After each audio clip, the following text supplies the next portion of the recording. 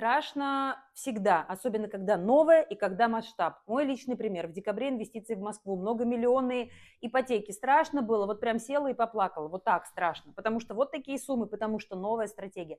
Но когда ты понимаешь, что у тебя есть всегда выход еще через план А, через план Б и через план С, оно вообще уже не так страшно.